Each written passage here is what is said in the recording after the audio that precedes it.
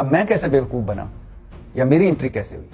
ہوا یہ کہ جب یہ ڈکی بھائی گرفتار ہوئے تو اس کے بعد اس نے ایک پوڈ کاسٹ میں اس کو بغیرت کہا، تو مجھے بڑا برا لگا. میں نے کہا میں اس کا انٹرویو کرنا چاہیے مجھے، اس کا سرفراز چودھری اس کا، کیونکہ یہ ایک تو NCCIE والے نئے ایکٹیو ہوئے ہیں آن لائن سائبر کرائم اور پتہ نہیں کیا کیا، اور دوسرا اس کو بھی گرفتار کیا، اور تیسرا یہ کس طرح کسی کو بغیرت کہہ سکتا ہے.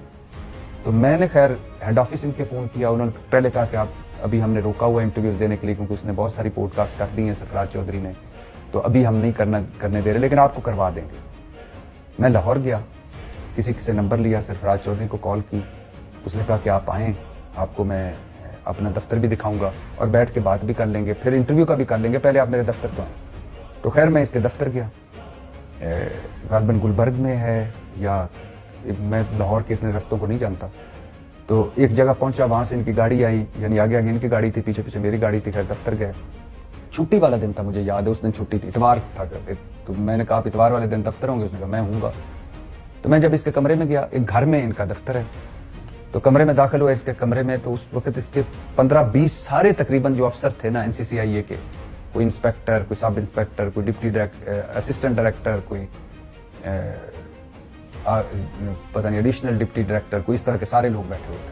تو انہیں ساروں سے تعارف کرایا. خیر سرفراز چودھری، میں بھی بیٹھ گیا. اس کے بعد اس نے وہ میٹنگ ختم کی اور کہا کہ سارے اپنے اپنے کاموں پہ لگ جائیں، اور میرے ساتھ اس نے بات چیت شروع کر دی. اچانک بات چیت کے دوران اس نے کہا آپ نے ڈکی سے ملنا ہے؟ میں نے کہا ڈیفینیٹلی ملوا دیں. تو سرفراز چودھری نے کہا ڈکی کو بلائیں.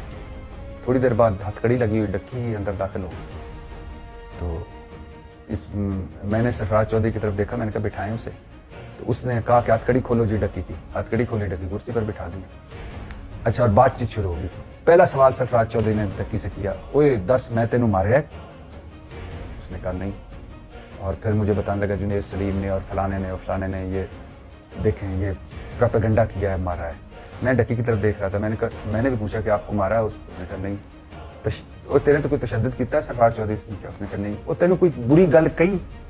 اس نے کہا، ڈکی نے کہا نہیں. اچھا، تیرے کو کوئی پیسے لے؟ ڈکی نے کہا نہیں. ہاں سرفراز چودھری کے ایک دن میں نے ضرور ڈانٹیا سی جس دن عدالت اس طرح وکٹری نشان بنا کے آیا. میں کہ تو کیڑی چیز پتہ کیتی ہے کہ وکٹری نشان بنا کے.